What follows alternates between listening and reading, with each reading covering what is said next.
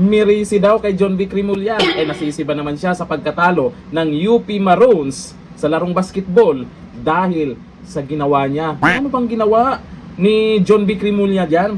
Nagaganyan na naman ba? O may iba siyang ginawa? O eto, panoorin po natin kung bakit ang karamihan na taga-suporta, yung ibang taga-suporta din ng UP Maroons, ay nasisi po ito, si John Vic Rimulya. Meron ding mga nakasuporta sa De La Salle, Green Archers, na si John Vic daw talaga ang dahilan. Ayon yan sa mga nag-comment ha. O ito, panoorin po natin kung ano ang ginawa ng idol nyo. Manyabang daw. Manyabang? Manyabang. Mayaman na mayabang. Ganun ba yun? Ay ito, panoorin natin ang video.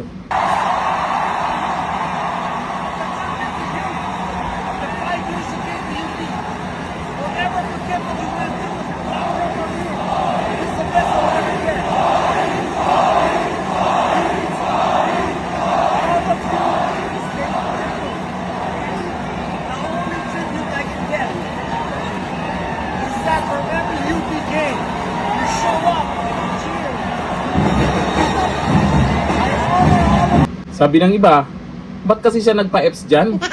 Bakit siya yung nagmumukhang coach dyan? Mukhang nakakahalata ako sa galawan ni John Vic Rimulya. Tanong ko lang, may plano ba sa 2028 election? Akalain mo pati dyan, na alam naman natin na inaabangan ng karamihan ang laban na yan, o ngayon, anyari, talo, ikaw pa yung nasisi. Dahil yan sa mga galawan mong hindi natin alam kung bakit minalas yung UP Maroons. Ayun po sa mga nag-comment ha. Kasi yung mga nag-comment, basahin nga natin yung mga nag-comment dito. Kasi sa post po yan, ni Sarsuela sa politika. Ayan, sa post po niya, nakalagay po dyan, ngayon alam nyo na bakit natalo ang UP Maroons. Congrats De La Salle Green Archers.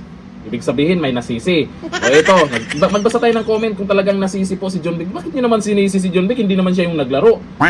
Usapang kamalasan, ay, baka malamang. O, sabi ni Gina Chris Asares, huwag kayong dumikit dyan. Malas yan. Naku po. Kaya siguro natalo ah. O, sabi ni Generoso Paki Garucho, may mahilig pala sa basketball player. O, kaya minalas. Sabi ni TNT Fox, alam ko na, gusto lang makaakbay sa mga players. Grabe naman kayo. Hindi naman ano yan eh. Lalaki sa lalaki yan, ginagawa naman yan, ngakbayan. Kayo naman kung ano-ano agad yung iniisip nyo ha. Sabi ni Donna Zera Leone, pakialamero kasi. Ayun lang, nasisi na. O, sabi ni Richard Corpus Espinosa, may malas pala sila kasama. Nasisi nga talaga siya. Halos lahat ng mga nag-comment yan nasa post na yan ha. O, sabi ni Larenel Orbeta, umipal pa kasi. Naniniwala ba kayo sa swerte umalas dyan sa larong basketball? Para sa akin, mayroong ganyan talaga. Kasi kahit gaano kagaling yung team nyo, kung sasabayan ng malas yan, kahit anong tira, kahit libre pa yan, hindi papasok yan dahil may kasamang kamalasan. Dito, sa video na yan, hindi naman siya nagpunta dyan para lang siguro magpa-EPS ba? Kasi yun ang tingin ng iba baka nagpa-EPA lang daw, sabi nila.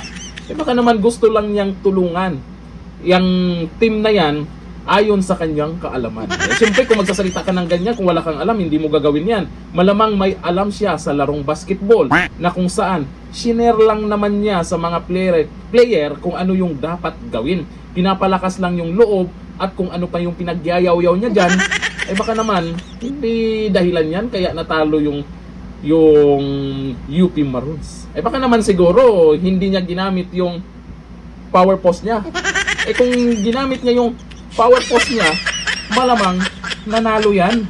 Ang ginawa kasi niya, paakbay-akbay sa mga player dyan. Kaya siguro hindi nasabayan ng swerte. Gano'n naman talaga sa larong basketball. Meron talaga, naniniwala din ako ng ganyan. May swerte, may malas, may mga kasamahan din kayo na malas din. Pero duda talaga ako dito kay John Vic Rimulya sa galawan niya. Baka sa susunod, iba na naman yung sasalihan niya. Baka kagaya kay Torre ba? Boxing naman ba? Para makilala, mapag-usapan lalo ba? At alam natin, pag yung tao na ganyan, lahat na lang pinapasok para mapansin ng iba, posibleng tatakbo sa eleksyon niya. Pinaghahandaan ba John Vic Rimulya? Baka manalo yan. Kasi may mga nagsabi talaga na itong si John Vic pwedeng pwede talaga ito tumakbo sa eleksyon. Ay pwede naman nila itry sa barangay election.